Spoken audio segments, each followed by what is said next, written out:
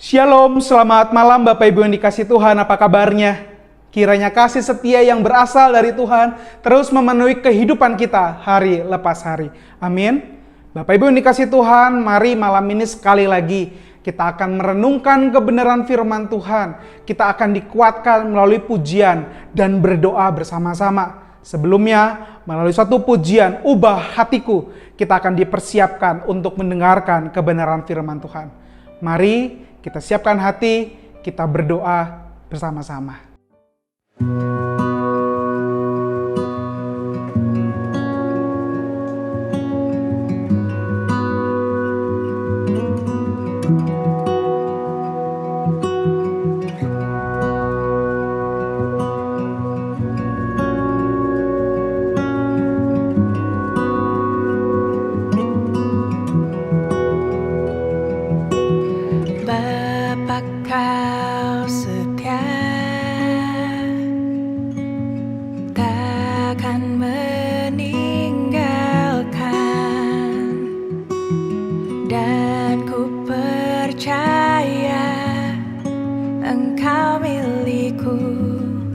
Dan ku milikmu,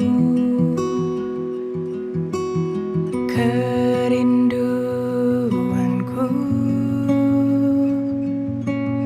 tinggikan namamu, karena ku tahu engkau dalamku dan ku dalammu.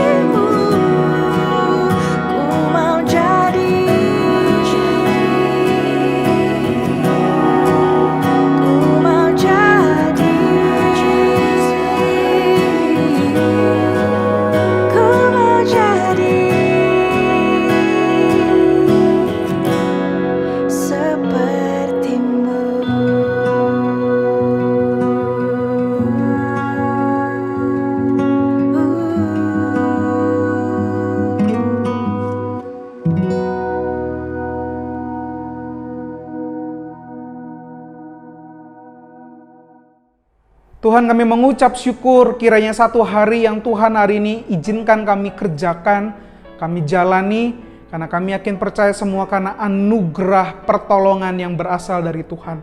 Topang kami ya Tuhan, untuk sekali lagi mendengar kebenaran firman Tuhan. Kiranya firman Tuhan membawa kami semakin mengasihi, semakin serupa, dan semakin mengenal Tuhan. Pimpin kami ya Tuhan, di dalam nama Tuhan Yesus kami berdoa dan mengucap syukur. Amin.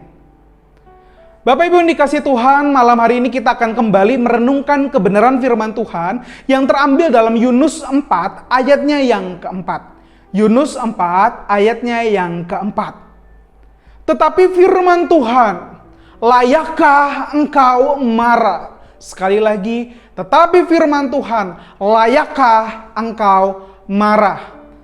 Bapak Ibu yang dikasih Tuhan, firman Tuhan yang barusan kita baca seakan relevan dengan kehidupan yang hari ini kita kerjakan, bukan? Siapa sih yang hari ini nggak marah? Mungkin kita melihat karyawan yang kerjanya kurang oke, kemudian kita menjadi marah. Melihat anak yang nggak bisa anteng di depan kelas online-nya, di depan Zoom, kita pun jadi marah. Mungkin juga kita menjadi marah melihat teman yang udah diajarin berkali-kali juga kagak ngerti-ngerti. Kita pun jadi marah. Atau mungkin Bapak Ibu yang dikasih Tuhan hari ini menggunakan kendaraan bermotor, melihat pengendara yang ugal-ugalan, kita pun menjadi marah. Kalau setiap hari seperti ini Bapak Ibu yang dikasih Tuhan, gak perlu makan sate kambing, kita sudah naik darah. Betul Bapak Ibu? Ya rasanya selalu ada aja alasan untuk menjadi marah, bukan? Akibatnya sukacita kita kerap kali hilang, tergantikan oleh kemarahan, tergantikan oleh kejengkelan, tergantikan oleh kekesalan. Karena satu, karena dua, ataupun karena situasi yang hari ini kita kerjakan. Maka hari ini Bapak Ibu yang dikasih Tuhan, mari yuk kita mau belajar mengenai kemarahan. Dan tidak dikuasai oleh kemarahan, melainkan mendatangkan sukacita itu. Mari kita mau merenungkan dengan sebuah pertanyaan. Layakkah engkau marah? Apa yang terjadi Bapak Ibu yang dikasih Tuhan kepada Yunus sehingga ia menjadi marah? Jika kita perhatikan bersama di pasal ketiga ayat yang 6 hingga ayat ke-10, kita akan menemukan bahwa ia baru saja beres menyuarakan suara Allah. Menyuarakan agar bangsa Niniwe itu bertobat di hadapan Allah. Menyuarakan agar bangsa Niniwe bertobat di hadapan Allah. Syukur kepada Allah, bangsa itu mendengar, bangsa itu bertobat, bangsa itu siap dipakai untuk kemuliaan Allah. Oh, ini KKR yang betul-betul dirindukan oleh setiap hamba Tuhan Bapak Ibu. Bagaimana sebuah bangsa bertobat, sebuah bangsa mengenal dan bersedia menjadi alat kemuliaan Tuhan. Tapi mengapa Yunus menjadi marah?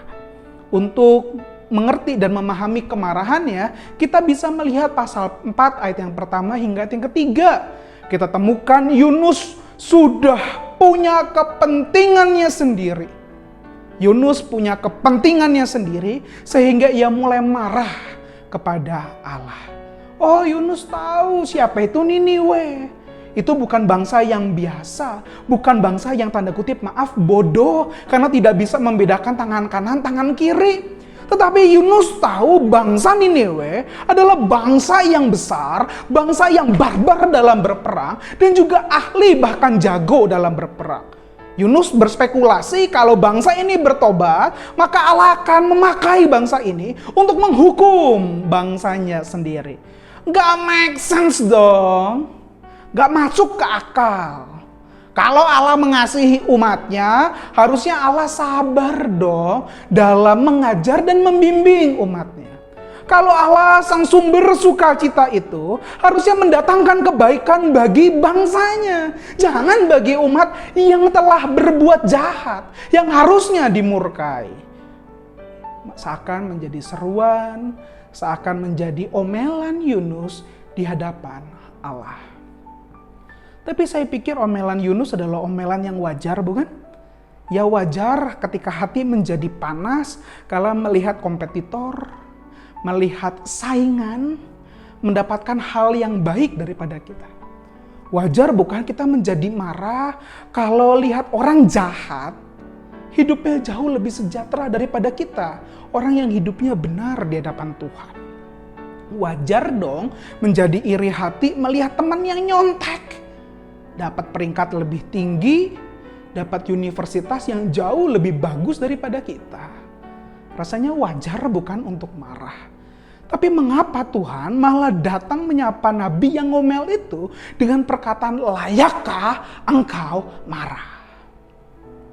Pertanyaan ini bukan hanya sekedar memahami emosi dari perasaan sang nabi, tetapi pertanyaan ini menyadarkan Yunus siapa ia di hadapan Allah. Oh, kita ingat betul siapa Yunus di hadapan Allah? Ya, seorang nabi yang dipanggil untuk menyuarakan pertobatan bagi bangsa Niniwe. Tapi apa yang ia lakukan? Ya kerjakan dengan tidak setia, bukan? Ya lari ke sana ke sini, pergi ke Tarsus, sampai tidur di bawah dek kapal. Kapal itu terguncang dengan sebegitu luar biasanya. Tapi Yunus tidak terganggu, seakan tanda kutip masa bodoh dengan hidupnya. Tapi apa yang Allah lakukan? Allah tunjukkan kemurahan. Sekalipun dia dibuang ke laut, dimakan oleh ikan, dipelihara oleh Allah. Kita temukan bagaimana Allah memberikan pengampunan, memberikan kesempatan kedua. Bahkan perhatikan Bapak Ibu yang dikasih Tuhan, Yunus dipakai oleh Tuhan untuk menjadi nabinya, menyuarakan suara Allah. Oh, indah bukan? Yunus gak jauh beda sama bangsa Niniwe. Tetapi Allah telah menunjukkan kemurahan. Allah telah menunjukkan pengampunan. Allah telah menunjukkan kesempatan kedua.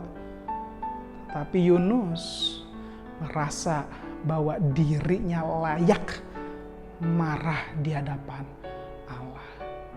Oh, perkataan layakkah engkau marah seakan jadi pengingat Yunus di hadapan Allah.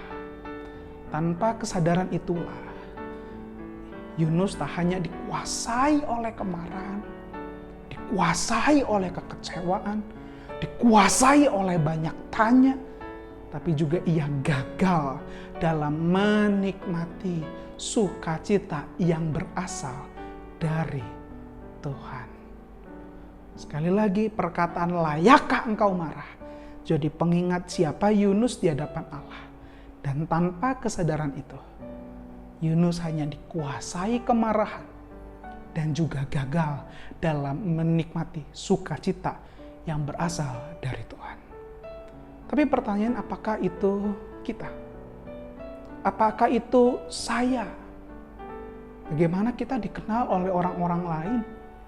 Apakah kita dikenal sebagai seorang yang pemurah hati atau dikenal sebagai seorang yang pemarah? Kita lebih ditakuti daripada disegani. Dikenal dengan perkataan yang kasar, menjatuhkan, mematahkan. Atau dikenal sebagai seorang pribadi yang datang membawa berkat. Oh, Bapak Ibu yang dikasih Tuhan, mari belajar. Mari kita mau jadi pribadi yang peramah, bukan menjadi pribadi yang pemarah. Mulai dari sadar siapa kita di hadapan Allah. Dengan kesadaran itu, kita dapat merasakan sukacita, kita dapat merasakan damai sejahtera, kita bisa dapat merasakan bahwa Tuhan beserta dan tak pernah tinggalkan kehidupan kita. Dengan kesadaran itu kita mulai melihat bahwa kita tidak jauh lebih baik dari orang itu. Tetapi karena kemurahan Tuhan telah mencukupkan saya, kita nggak lebih sempurna dari orang itu. Tapi karena kebaikan Tuhan memampukan saya, kita nggak lebih pintar dari orang itu. Tetapi karena pertolongannya, nggak sekalipun luput dalam kehidupan saya. Oh, kesadaran inilah yang memampukan kita lebih mudah bersukacita, lebih berani memulai kata maaf, atau lebih murah hati dalam mengajar. Itu semua terjadi karena kesadaran siapa kita di hadapan Tuhan. Amin. Maka jujur Bapak Ibu dikasih Tuhan, firman Tuhan ini tidak mudah bagi saya. Saya juga di saat dikenal sebagai seorang yang mudah menjadi marah. Seperti gas LPG 3 kilo begitu ya. Ada api dikit langsung meletup dan meledak. Bahkan dalam teks psikologi anger management, saya mendapatkan nilai 98 dari 100%. Tentu itu bukan prestasi bagi saya Bapak Ibu. Karena saya juga rindu bukan dikenal sebagai seorang yang pemarah, tapi dikenal sebagai seorang yang pemurah. Dikenal sebagai seorang yang ramah. Sudah beragam hal saya coba Bapak Ibu yang dikasih Tuhan. Tarik nafas kalau lagi marah, menulis kalau enggak setuju, mencuci muka kalau sudah mulai memuncak kemarahan. Semua sudah dilakukan, tapi kerap kali kata-kata yang buruk terucapkan. Kerap kali orang lain tersakiti, entah melalui ekspresi muka, melalui gaya bicara. Oh, saya semakin lama merasa bahwa saya nggak mungkin jadi orang yang pemurah. Nggak mungkin lah jadi orang yang peramah. Tapi lebih mungkin jadi orang yang pemarah. Hanya saja ada sebuah kesempatan melalui saat teduh. Melalui pembacaan firman Tuhan. Seakan saya mampu untuk diubahkan dari seorang yang pemarah menjadi seorang yang pemurah. Bapak Ibu dikasih Tuhan, setiap pagi hari saya membuka Alkitab, mengambil waktu melipat tangan, dan membiarkan Allah mengoreksi setiap perbuatan tanpa harus saya kasih alasan. Melakukan apa yang Tuhan inginkan tanpa harus ditunda-tunda nanti-nanti. Bahkan Tuhan izinkan saya untuk mulai berani minta maaf, berani mendoakan buat orang yang paling menyakiti kehidupan saya. Oh, saya mulai belajar Bapak Ibu yang dikasih Tuhan melalui tunduk akan kebenaran firman Tuhan yang akan membawa kita kesadaran siapa kita di hadapan Tuhan. Maka kita dapat merasakan sukacita. Bisa merasakan, menawarkan kedamaian. Bahkan menawarkan kesempatan untuk menjadi pribadi yang lebih baik. Jujur Bapak Ibu dikasih Tuhan, saya pun masih belajar dalam meluapkan emosi. Kerap kali gagal, kerap kali jatuh bangun dalam mengatasi, bahkan mengungkapkan kemarahan. Tapi kiranya saat teduh pembacaan firman Tuhan jadi bengkel yang mengopak kesalahan, di-tune up, di-setting ulang, diperbaiki, bahkan dipersiapkan untuk menjadi pribadi yang sama seperti Tuhan, yang memulai kata maaf, mendoakan berkat bagi orang yang menyakiti, karena saya rindu untuk menjadi pribadi yang peramah, bukan pemurah. Jadi, maukah kita menjadi orang yang pemurah? Maukah kita merasakan sukacita? Maukah kita merasakan damai sejahtera?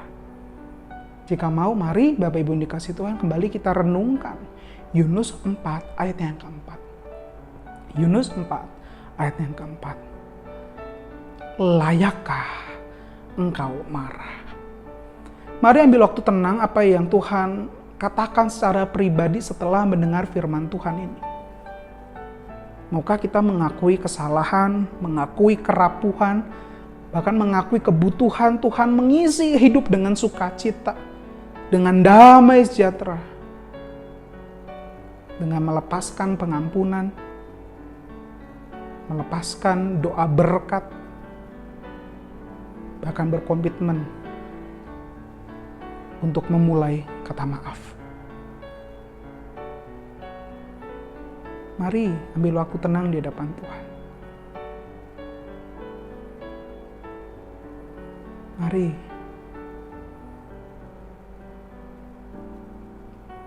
Maukah kita melepaskan pengampunan?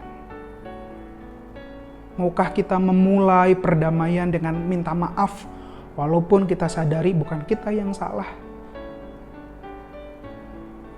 Maukah kita mendoakannya?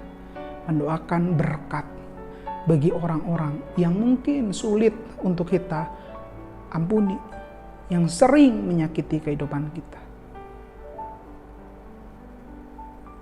Karena Tuhan berkata, berbahagialah mereka yang membawa damai. Berbahagia mereka yang mengusahakan damai. Berbahagia mereka yang mendatangkan sukacita.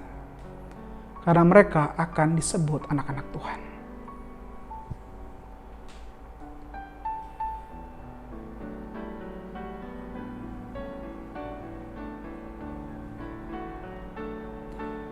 Tuhan topang kami, berikan kami sukacita, berikan kami pengharapan, bahkan ampuni Tuhan kesalahan kami, dan ajar kami untuk diberikan sebuah keberanian, mengusahakan damai, sehingga kehidupan yang kami kerjakan bukan bicara tentang kekecewaan, tentang menyimpan kesalahan orang-orang lain, bahkan kehadiran kami ditakuti. Tapi ajar kami Tuhan, untuk mulai membawa damai, mendatangkan sukacita melalui setiap tindakan yang akan kami perbuat pada hari ini ataupun besok hari. Kami mau berdoa bagi orang-orang yang menyakiti hati kami. Kiranya damai sukacita Natal memenuhi kehidupan mereka. Bahkan pakai kami Tuhan untuk menjadi seorang rekan kerja yang mendoakan, yang mendukung di dalam setiap hal yang mereka kerjakan. Oh Tuhan, ampuni kesalahan mereka. Dan ajar kami untuk bisa menjadi anak-anak Tuhan. Di dalam nama Tuhan Yesus, kami mau berdoa dan mengucap syukur. Bapak Ibu yang dikasih Tuhan, yang kedua kita mau berdoa secara pribadi bagi Natal tahun ini. Mari kita mau berdoa kiranya Natal tanggal 24, 25, dan 26 hari Minggu dilakukan dengan sukacita, bukan karena kebiasaan, karena keburu mepet. Kita mau doakan sama-sama. Kira setiap pembawa firman Tuhan, setiap WL, musik, multimedia, ataupun orang-orang yang hadir di gereja, ataupun orang yang akan menyaksikan secara online, menikmati sukacita yang berasal dari Tuhan. Mari kita buka suara, kita berdoa bagi Natal tanggal 24, 25, dan 26. Mari kita mau berdoa. Tuhan, kami mengucap syukur di tahun ini sekali lagi Tuhan izinkan kami dapat mempersiapkan diri menyambut Natal. Kiranya Natal tahun ini bukan Natal yang sama seperti tahun-tahun sebelumnya yang gak punya dampak. Tapi kami rindu Tuhan, Natal tahun ini membawa kami untuk semakin mengasihi, semakin mengandalkan, semakin serupa dengan Tuhan. Karena kami yakin percaya ada seorang Allah, Raja Maha Kuasa, pencipta langit bumi, hadir di tengah-tengah kami. Ajar kami Tuhan untuk mempersiapkan yang terbaik. Bahkan kami mau berdoa bagi setiap mereka yang melayani, entah secara WL, entah dalam pemusik, dalam multimedia, dalam pemimpin firman Tuhan. Kiranya mereka dipenuhi oleh kuasa Tuhan, sehingga mereka bisa membawa kami sebagai jemaat Tuhan menikmati kasih setia yang berasal dari Tuhan. Kami mengucap syukur untuk kemurahan Tuhan. Kami mengucap syukur dan persiapkan kami, layakan kami untuk bisa menyambut Natal tanggal 24, 25, dan 26. Bahkan kami rindu Tuhan, jauhkan dari orang-orang jahat, jauhkan dari orang-orang yang memiliki intendensi, niat-niat buruk. Tuhan tolong patahkan, karena kami yakin percaya Tuhan adalah Allah yang menjaga, Allah yang memelihara setiap domba-dombanya. Di dalam nama Tuhan Yesus, kami berdoa dan mengucap syukur. Yang ketiga, Bapak Ibu yang dikasih Tuhan, hari kita mau berdoa bagi bangsa dan negara.